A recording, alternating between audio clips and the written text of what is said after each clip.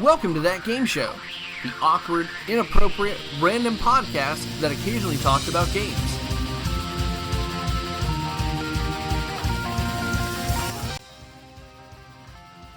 What's up, everybody? Welcome to That Game Show. I am Chase Bunker, joined alongside, as always, is Kyle Helmstetter. Kyle, how are you? I'm good. How are you? I didn't realize today was speaking a very stereotypical Italian accent day. Surprise, it's actually on my calendar. It's right under well, I can't say that one because that one's gonna get censored. But Yep, don't say that one. But no, I'm good. I'm good. What are you drinking? Like, okay, so for the audio audience that's not watching us on YouTube at youtube.com/thatgameshow, Kyle has just decided, hey, I'm going to censor a joke, and I'm also just going to kind of drink midway through a joke as well. Would you believe me that it's tea? It looks like a tiny teacup, and I'm willing to bet that it is not tea. It's a pineapple colada buzzball. It is a alcoholic beverage that you will see at gas stations. Not only gas stations, Publix has it too. Okay. Either way, it is one of the tiny ones that are filled with alcohol. Guess how much alcohol's in that? That's got to be at least 10%. You are close. It's 15%. Oh, good Lord. It's women owned. We support women. Yes, we do support women. Okay. All right. You're going to back me into that corner of either I say don't drink on the podcast or I'm just going to come off as sexist. We never had a rule that said I couldn't. No. Speaking of drinking while performing, some good news. We have been accepted into Tampa Bay Comic Con again. I think we are on over 10 years now. We have been coming to Tampa Bay Comic Con. We will be there on Saturday, August 2nd from 3 until 4, room 404 at the Tampa Convention Center. Go check us out. Come say hi. We are going to do a lot of the things that we did last year. If you saw us, if you have not seen us before, Kyle and I like to, of course, talk along with the audience, play games like Geeky Newlywed Game. Another edition of Anime or Fanime will be coming this year. That was widely popular. I was incredibly surprised with how much people actually liked that. Yeah. So we got a bunch of those. We'll have t-shirts again this year. Lots of fun stuff. So again, at 3 to 4, Tampa Convention Center, August 2nd, room 404. I think we were all the way at the top of the convention center, which is scary because I've never been that high there and I don't know what to expect, and I haven't seen the room either. Never been high, huh? Normie. No, but I have been to a 311 concert once. Chase Bunker. Of course, also the Finger Creepers are still in the game. You could have gone without that. And the one time that I went solo, I turned around, maybe I could get a quick heal in real quick. Oh, there's giant hands in my face. Kyle Helmstetter. I mean, what's bad about getting finger blasted? This is That Game Show. So I think that has to be maybe the shortest segment we've ever done. And it's a new That Game Show record for fastest segment of all time. Yeah, fastest bailout of a segment. I mean, the joke was just there. We had to just execute there. I mean, it was perfectly played. I mean, the slam, the alley oop, the slam dunk. That was clean practice precision. That was clean precision. We're back, baby. So I want to talk to you about this. Well, there's a few things I want to talk to you about and I want to get your thoughts on. I got frustrated with an IGN post, and I don't get frustrated with IGN often. As I say that, of course, our last episode, Death by 1,000 Mic Cuts, which you can check out on YouTube as well as wherever you get your podcasts, about their Arc Raiders low quality preview. And so coming up back-to-back episodes is going to sound like I hate IGN. I don't hate IGN. I just hate these style of questions. They posted something earlier this month, and it said on Twitter, We're just a little over halfway through 2025, but there's a strong case for calling Game of the Year the Game of the Year race over, even before the end of summer, thanks to three frontrunners: Expedition 33, Death Stranding 2, and Donkey Kong Bonanza. And I just got frustrated with this because it's like both Donkey Kong Bonanza and Death Stranding 2 came out not even a week of each other, I believe. We seem to just gloss over the fact that Split Fiction also came out this year. Kingdom Come Deliverance 2 came out. Blueprints also just came out this year, which a lot of people herald as a dark horse candidate for Game of the Year. Not to mention some of the other games that are coming out this year include Ghosts of Yote, Borderlands 5? 4. Borderlands 4 is coming out, which, I mean, watch that be the one that actually, like, surprises everyone.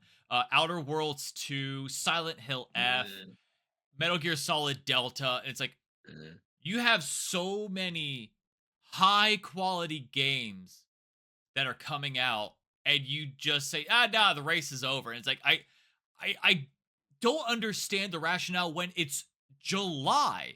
I don't know why we're calling a race over. Even when Baldur's Gate, when it came out, there was a lot of hype around it, but nobody officially called it Game of the Year up until like toward the end of the year. Well, even that, how often do we see a game that like nobody knows about that catches on from streamers, that explodes on scene and is suddenly like a top candidate for Game of the Year? When Expedition 33 came out, I don't know, and I can very much be wrong on this, but I don't know that it was heralded immediately before its release as a potential Game of the Year candidate. Yeah, it was one of those where a lot of people played it, and then they said, man, this is really good. And they kind of just sat on it for a little bit. And I think they just kind of said, I think this might be Game of the Year. And I think it was one of those where they kind of sat, it's like, it's obviously it's not like a AAA publisher, so to say, but it is I believe former Ubisoft devs. And they sat on it and go, I think this is actually Game of the Year. And like the more people talked about it with each other, the more they realized that they loved it. And they just go, yeah, I think this is a high quality Game of the Year candidate. Which I agree with. I really do think it is very much a potential Game of the Year candidate, and may even win it. What I'm saying though is when the game was released, I don't think that we saw it coming from the direction that it came from. I don't think that we looked at this game as this game before it released, a week before. I don't think anybody looked at it and said this is going to be the Game of the Year candidate. What I'm saying is how do we know that's not going to happen again in the next 6 months? Yeah, I think you're absolutely right, because you are 100% correct in that. If we were to look back as like, if we were to say something like, oh, let's predict our 2025 Game of the Year, I think more people would have said Split Fiction more than they would have said Expedition 33. I'm willing to like look at the list and go, how far down of like the AAA ladder would we say is a possible Game of the Year? I'm saying at the start of the year, if you look at the whole list without us knowing scores right now, just looking at the list going, oh yeah, that could be a candidate. That could be a candidate. I'm willing to bet out of 100 people, maybe 1 or 2 people, and that's being generous, would have said, oh yeah, that's a Game of the Year candidate. It was a quiet release that blew up, and everybody started playing it and absolutely loved it. And it's, from what I've gathered, I haven't played it yet, it's an amazing game. Everybody I've talked to has absolutely loved it. And so fantastic. I need to try it. And I think it's definitely a Game of the Year candidate. I'm just not ready to call the race over when we still have half the year left. And I'm not saying it's over because of those 3. I think that the race is still wide open because we're forgetting how good Split Fiction was. We're still forgetting how good Blueprints is. We're still like, heck, even with like the patches right now, I wouldn't be surprised if they throw in Elden Ring Night Rain toward the end. Low key, unpopular opinion. Donkey Kong Bonanza has been fantastic. I don't see it though as a Game of the Year candidate. Like, really, I think it's an extremely fun game, but maybe it's because of my like tier list when it comes to Game of the Years has to like certain little things, I think, to make it a true Game of the Year to me. Like, I want good characters, I want good development, a good story, a good soundtrack. I mean, Donkey Kong Bonanza is Donkey Kong smash a bunch of sorry. And my bad. No, you're not sorry. No, don't. I'm a little bit. I'm a little bit sorry because I knew that I was going to do it, and I tried to stop myself, but I did it anyway. I looked myself in myself as I'm looking at my recording, and I saw myself do it. I saw the disappointment very briefly in my eyes. No, you didn't. You saw yourself Very in that briefly. camera, and it was like Jack Nicholson in anger management. You're like, Like, yes. yes, You're legitimately it. evil Kermit meme as Yeah. well. You're like, say something intellectual in the podcast. Dark Kermit, swear right now. That being said, I'm like 1% sorry. But that being said, not a. I don't think I would consider it a game of the year for me. It is a game of very good, game of extremely good, even, but not game of the year. I haven't played Bonanza yet either. I don't have a Switch 2. A friend of mine does have Bonanza, and he says it's better than Mario Odyssey. I've heard some people say it's the best Donkey Kong game ever, which is very Well, high praise. yeah, but where's the bar sit though? That's a good question, because that was one of the things I had was I had to rank the Donkey Kong games in my head, like, but I kept going off of the the Country trilogy. So all of them on the Super NES, which I hold Diddy's Conquest the highest, and then I have Dixie Kong's Double Trouble followed by Country, which by the way, all three are incredibly solid games. I thought Yeah, Donkey no, Kong they are. 64 was good, but it was a bit Yeah. of a collectathon toward the end. Um Diddy Kong and County was really good too.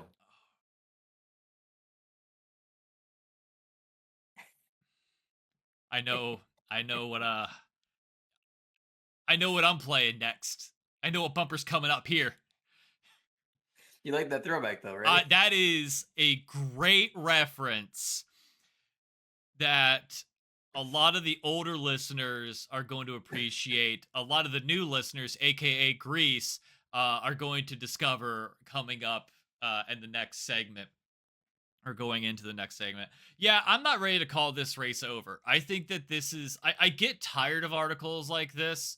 Well, like because you see it a lot in sports media, and you've heard me say like chastise sports media before about like these. I don't want to say inflammatory because it makes it sound like somebody was like being mean, but like it's it's statements like this I'm never a fan of because of the fact that like we still have so much that's going to come out soon, Yeah. and it just seems a little bit reckless, especially from a journalistic entity. And I get that like we can be a little bit overzealous. I think I will as a joke say, oh yeah, race over or something like that, but like I It's not over. it's not over, it's far from There's too much over. time. Yeah. And this is the other thing about it too, is there's still a lot of games that are they're coming out. There's still a lot of games that we don't even know about that I'm sure we'll catch on. I mean, just look, let's be honest. Peak, right? Peak Hmm. kind of just exploded over the past month where its Yeah. popularity just I mean, these are things that happen. Am I going to call Peak game of the year? Am I going to call Lethal Company game of the year, Repo? No. Am I going to say they were fantastically good games though? Yeah, they were very very enjoyable if you had to have the right team for it. But this can happen for any game. Like it is, in my opinion, is extremely far from over and extremely quick to call, any game at this point, as good as it is. I will agree that Expedition 33 was a fantastic game from top to bottom. I loved every part about it. But there's still time for another Expedition 33 to potentially arrive. So I don't know, man. Yeah. It's one of those where I kind of like am reminded of a little bit of game of the year last year as you slam your drink on the microphone, where we don't necessarily. I feel like last year's game of the year nominations, you can correct me if I'm wrong, they're all like, oh yeah, those are really solid games, but like they weren't really like a standout. 2023 was like, all right, it's going to be most likely Baldur's Gate, but also don't be surprised if Alan Wake wins. Don't be surprised if Tears of the Kingdom wins. And so like there was kind of that race. This one's like, oh, all of these games are legitimately incredible and could win last year, and I think could win maybe on like previous iterations as well.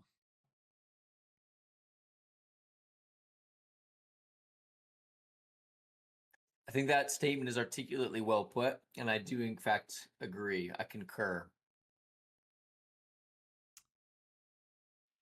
I don't like your use of polysyllabic words. I think that's the alcohol talking. No, it's not. It's the 15% talking. Chase Bunker. The second one was Diddy Kong? Diddy Kong's Quest. Diddy Kong I County. didn't play that one as much. Eric Vasquez. I played the original one, the Donkey Kong most. Country. Yeah, the Yeah. original Donkey Kong Country. Right, you didn't play Diddy Kong County. Kyle Helmstetter. Correct. I'm pretty sure it was county. Yeah, wasn't it county? Well, Diddy Kong is smaller, Yes. and a county is smaller than a country. You're not lying there. So by default, that would make it Diddy Kong County. I like Same, that logic. It's good same. logic. Solid euphemisms. logic. This is That Game Show. All right, so this is gonna get a little weird, and I want you to bear with me on this. So I was on Twitter the other day, and I saw this video of what appears to be like, I think it's called Tiny Chef, and what the hell are you drinking?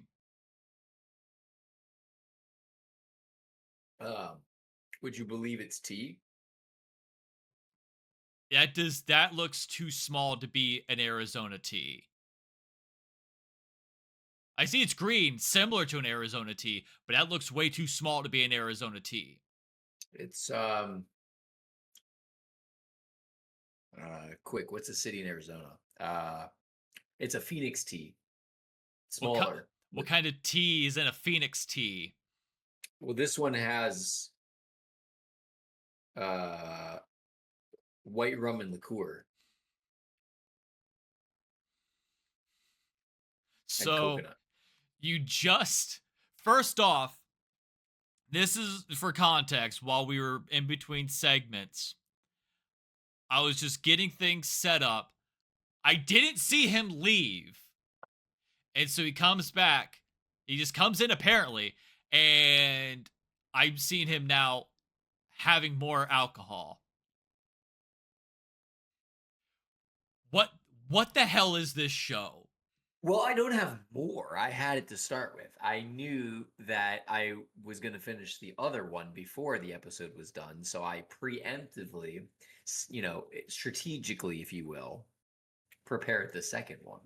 So that's more alcohol though. Its net volume is the same as when the show began. Okay. How many drinks do you plan on having before Comic-Con? Well, Comic-Con's not this week, so Okay, let me rephrase that. How many drinks are you going to have prior to our performance on the day of Comic-Con? Because that is a thing where Kyle will go and have like 2 drinks and he goes, "Nah, fam, I'm fine." And then and I am.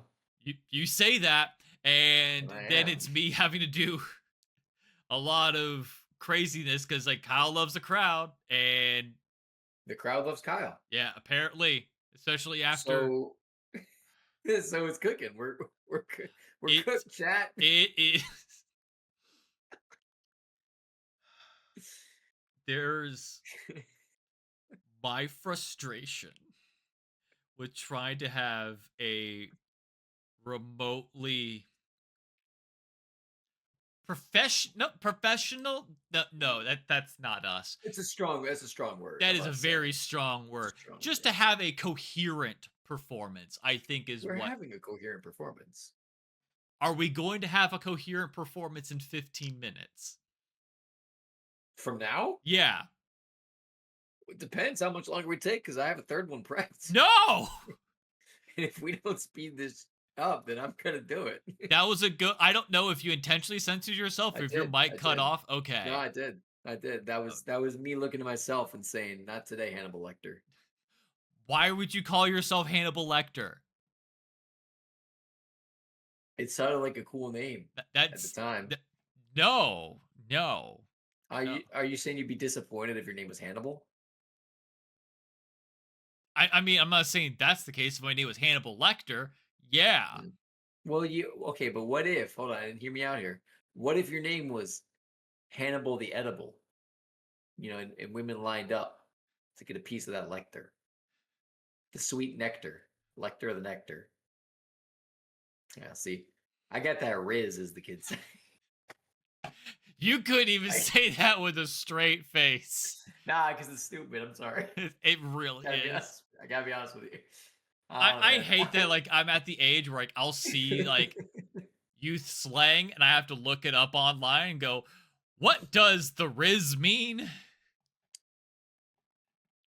I never had to do that. Thank God. I but, feel like I do think it's dumb. that's probably going to be like our generation's like when you Google something and you add like please and thank you to the Google search, like how old people sometimes do it.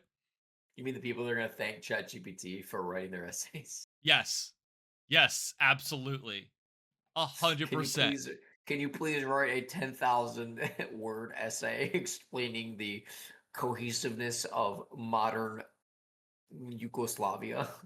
That's gonna be Please and something. thank you. But that's gonna be something where like ChatGPT just like starts growing feelings and goes like, I'm sorry, you didn't say please. And they say, can you please? And they rewrite the prompt and they just go, beg for it. Beg for it, Massey. Beg for this 5-paragraph essay. I've never really used ChatGPT, but I think if it asked me to beg, I can't say that I can't say that I wouldn't. I mean, I haven't used ChatGPT either, but just the fact that like if that were to happen, be like, ooh, we're getting a little bit too real here now. If ChatGPT ever asked me to call it mommy or daddy, depending on, I guess, settings. Or you do Zaddy. it? I think Oh, Zaddy, I think is a term that kids use now. damn, that sounds old. That does sound old. And it sounds weird. I don't like it. Anyway, let's go back to my original question we had at hand before you threw in more alcohol. I didn't do that. Oh, no, that part I did do. Yeah, you did throw in more alcohol, yes. Yeah, but you threw it off by asking me if it was alcohol. You threw it off by bringing in more alcohol when I thought you just had the tiny little buzz ball of 15% alcohol. You're right, but in counter argument, you didn't have to ask me. Could have just been sparkling water. You could have left it at that. We all know that's not true. Anyway, Okay. I want to ask you this. I saw this video on Twitter recently, and are you familiar with Tiny Chef? Like the Ratatouille one? No, like I guess it's apparently this show on Nick Jr. Someone posted a clip and it just said something along the lines of Tiny Chef got real for this. And I thought it was going to be like some funny meme, like somebody touch up my spaghetti, like something like that, like one of those like old like classic memes. Good meme. Great Good meme. Yeah, I saw that the other day. I'm like, that's a classic meme. Meme Hall of Famer? I'd say so. All right. I liked it, genuinely. Yeah, and so it's, if you're unfamiliar, Tiny Chef, I guess it was a show on Nick Jr. with like this like tiny little like insectoid like creature that talks in gibberish while also cooking things. And so phone rings while it's cleaning up and they're like, "Oh, hello Nickelodeon." And they say, "What? We're getting canceled. But what about my friends? But we won an Emmy." And so they kind of go into like this, like almost like the bargaining little bit of like desperation of like, hey, no, please don't go through with this decision.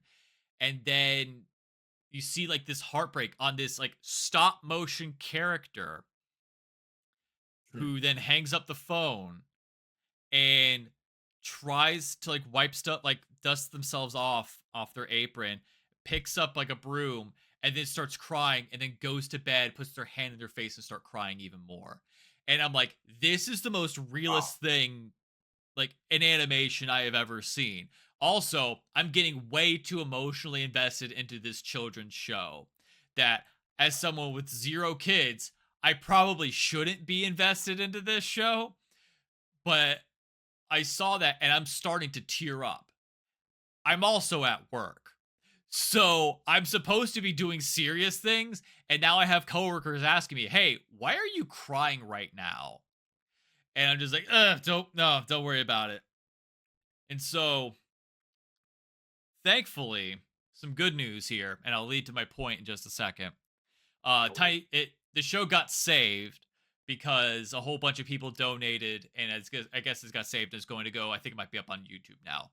One of the funniest discourses I saw was, why are adults paying money for this children's show. They're not even geared for the show's not even for them.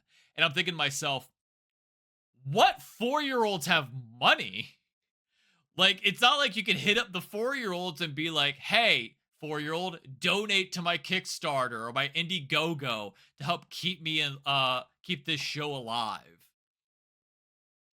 So anyway, I say all this long-winded 5-minute anecdote to ask you, what was the last game? Because I'm sure there's probably a lot of series and some movies that have also moved you.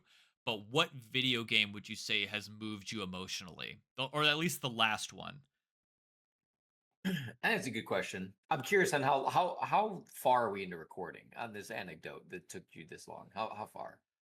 Right now, it says we're 33 minutes, but that's also not including the beginning where we had to re-record the intro 5 times because you like interrupting it. I did do that. Yeah, we also had the fastest segment ever where we said, was that the fastest segment we've ever done? Yes. And then we talked for about 15 more minutes prior to that, to actually starting the segment. And then, yeah, we're about 34 minutes in now. So 33. Okay.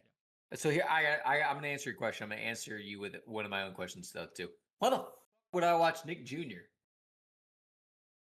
I'm not asking you to watch Nick Jr. No, I'm just. But you're like, have you ever seen Tiny Chef? It's on Nick Jr. Why the fuck would I be watching Nick Jr.? I don't know. Maybe like I never watched Nick Jr., but I still knew what like Yo Gabba Gabba was and all that stuff. I don't know what that is either. You never knew what Yo Gabba Gabba was or Lazy Town? I don't. This is not. Make my point this clear? is. I don't watch Nick Jr. I would have thought that like as somebody who is at least like who keeps up with pop culture, you would have at least like known some of these things, or at least like your friends with kids will tell you about these things. No. And when they do, and they start talking to me all that, no. I like how your mic just cut off immediately. So I saw your lips move like, oh, I know you're swearing. And I know you actually said the swear too, but it cut it off already because you clipped your mic. Attaboy, Mike. All right, to answer your question now for real, the last game that I would say that made me emotional, Baldur's Gate's an honorable mention. I don't think it made me emotional though. I just felt compassion for the characters. Oh man, the last game that truly made me emotional. That is a bit of a tough one.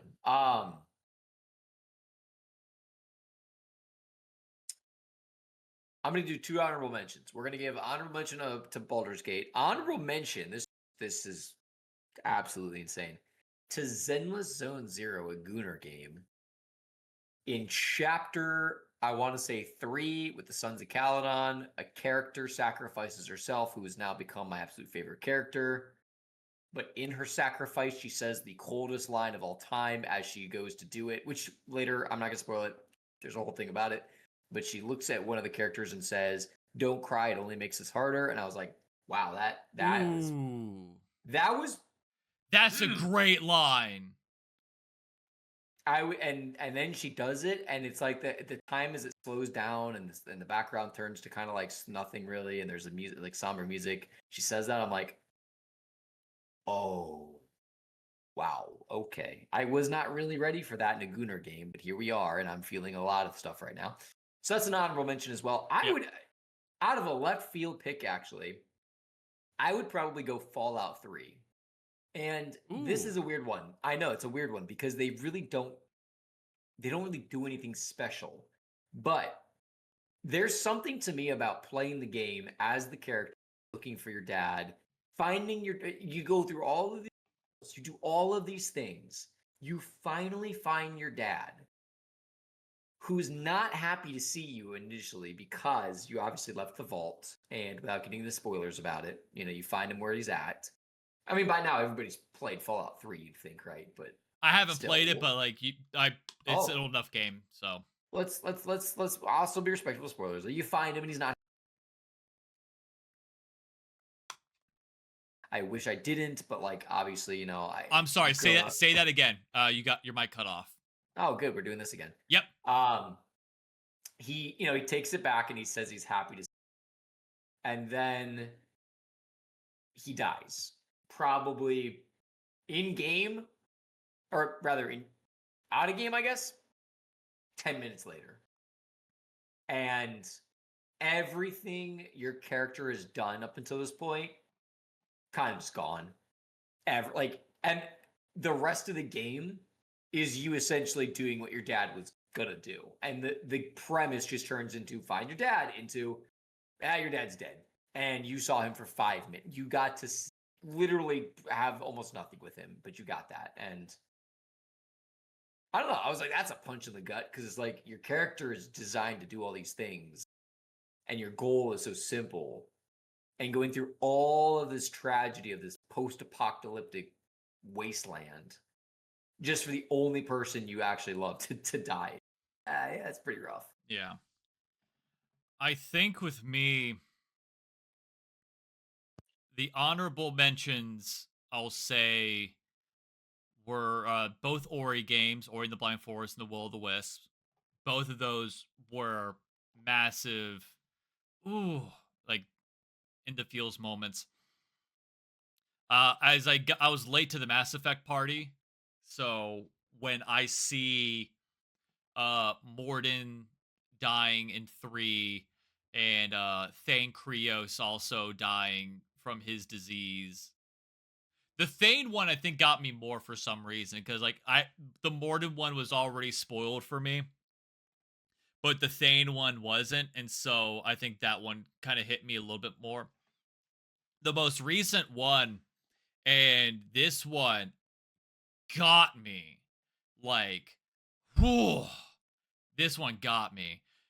It's Banisher's Ghost of New Eden, the good ending, the legit good ending.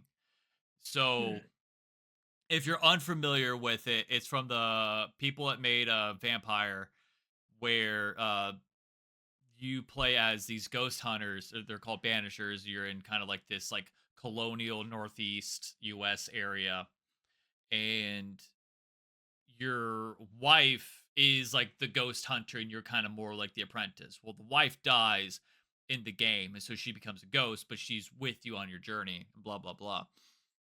And so if you complete all of the side missions and you do like the good side on everything, there is a moment in the game that it just wrecked me. And I'm just talking like ugly cry. It emotionally it got me. And so like that's when I post on Twitter like, hey, go play this game. By the way, go for the good ending. Because I was on the fence about it, and I was talking with No Filter Gaming. We were talking about that, and they were just like, yeah, no, go get Banishers. Like Banishers is fantastic, and they're absolutely right. Like it's a game that I hard recommend to a lot of people, especially if you like action games. It's a good story game. I like the combat for it, and just oof, that ending will mess you up if you get the good one. So that I think that's the last one for me. I can't think of ones like other than that. I feel like Uh, it's a tough. great question, though. You know what? I was actually thinking this as you said that. Do you think we have enough games that like truly put a character in a position like self-sacrifice or true emotional loss? Because a majority of games are meant to be an escape. Do you think we see a lot of games that truly try to put a character in that position, knowing that it could detract from the gameplay itself? That's an interesting question. I feel like as we get involved with like more story driven games, I think we might see a little bit more of like the emotional side. I think like I heard Gears of War 2, the Gears of War franchise, it gets very emotional as well. I never got the chance to play them. Mass Effect as well, I've heard. Yeah, Mass Effect 100%. I love the Mass Effect trilogy. I hate that I was so late to that, but at the same time, I'm glad I played them when I did, because I probably would have also been incredibly frustrated by that third ending. Um, which I'm hoping that fourth one is still like is actually still in development, and two, and hopefully it comes out and it kind of makes right by everything. It's tough because I feel like with games being more story oriented now, we're seeing a lot more of the single player experience. Like, Last of Us, we're seeing like a Plague Tale. Ooh. Last of Us Yeah, also, that the first Last of Us got me. I'm about to say, hold up, because you actually just hit me with a real one. The Last of Us, you're totally right. Walking Dead, The the Telltale Telltale series. ones. I don't know how I didn't think of that. I mean, that genuine. Like, I'll say this, Oh, Fallout didn't make me cry. Fallout just made me feel like, damn, this really. The last, or rather, I'm sorry, the Walking Dead. I actually genuinely did cry. That was genuinely heartbreaking to watch mm-hmm, that entire last like chapter essentially unfold the way it did. mm-hmm. Yeah, I never saw it or I never played it. I think I have it too. I just never got a chance to play it. But I've heard that it's just the entire game, the entire series is just emotional gut punch after another. The last chapter, or I keep saying chapter, the last episode in that first chapter featuring Clementine when she's a kid, just watching everything happen. And I'm not gonna spoil it because you haven't played it. I actually really playing it, especially if people out there have that series in the first whole chapter. Oh my! But the ending to that, the last episode, Mm-hmm. I'm telling you, it really does get you. Okay. And it raises my question. We don't see a lot of these. I don't think anyway. Now, sacrifice. Hold Not for on. the Say it. protagonist. Say it again. Say it again. We lost you. I feel like we don't see a lot of those heroic sacrifices in video games for protagonists nowadays. No. And it's mostly because they want to try to make them out of a franchise. Like, that's the thing. Yeah. And so they want to leave the character alive for the sequel and all that. Now, granted, you could pull something kind of like I know plenty of franchises do it, like Prototype did it. The one that I keep thinking of is like the Ender Lilies, Ender Magnolia series, where they just have like two different characters. But yeah, like I feel like everybody's kind of geared toward, hey, I want to make this a franchise, therefore I'm not going to kill off my guy. Mm. Not to say it detracts from anything. It doesn't. But it's a curious thing when I think about those maybe 2000, late 2000, mid 2010 games. Like you think about, obviously we talked about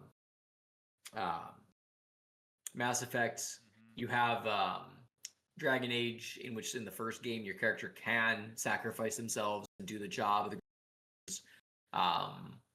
obviously we talked about Fallout 3. There's a choice in the game to be the sacrifice, and that it's one of those things where I noticed maybe in that age range it seemed popular-ish. It seemed more common for their storytelling. Mm-hmm. Now I don't see that as much, if at all, I would say, and not a bad thing, just an interesting thing to observe. Yeah, and it's one of those. It's with the gaming trends. I mean, also around that time, like every other game was a zombie game. Everybody between like the late 2000s and early 2010s, everything had to be open world because the economy wasn't great, and so they wanted a longer, more fleshed out game where you can explore and have at least a minimum of 30 hours. And if you didn't, then it was automatically a bad game. And so the gaming tastes and gaming structure trends have, changed and fluctuated over the years. And so I think that's probably what happened early in like the mid 2000s, and that went away for a bit because everybody has franchise on their mind. Now it might slowly start coming back, or at least like they won't be afraid to eliminate a popular character. That part is true. I will not comment on anything regarding some of the games we talked about because there's some new games that have come out that have they've challenged that water in a good way. So I'm gonna leave it as that. But interesting conversation because it's a, to me, storytelling is such a paramount part of games. Yes. Characters that are dynamic and change and evolve and do these things. Mm-hmm. you grow attached to them. So when that sacrifice happens, it always hits a lot differently than someone else. So interesting topic. Yeah, definitely. If you're watching this on YouTube, leave a comment down below. What is the last game or to some games that you have cried while playing? We'll talk about those in the next episode. Other than that, that's going to do it for us here on That Game Show. All the music you heard on today's show is brought to you by the band Power Glove. For music, tour dates, and merch, visit powergloveband.com. Make sure you check us out on Saturday, August 2nd, at Tampa Bay Comic Con at the Tampa Convention Center, 3 to 4 at room 404. Check us out. Come say hi. We might get you a shirt as well, just depending on, how many we have left. You can follow me on Twitter at Chase Bunker. You can follow Kyle on Instagram at Scandinavian_sensations. You can also follow the show on Instagram at @that_game show. If you're also watching us on YouTube, youtube.com/thatgameshow. Make sure you subscribe to that so you can also get direct access to our shorts and also when we drop a new episode. Other than that, Kyle, anything you'd like to add before we head out? No. Well said. Thank you all very much for listening, and we'll talk to you all in the next episode. See you in room 404. Thanks for listening. Make sure you check out more episodes on iTunes and on our YouTube page, youtube.com/thatgameshow. And follow us on Facebook, facebook.com/thatgameshow.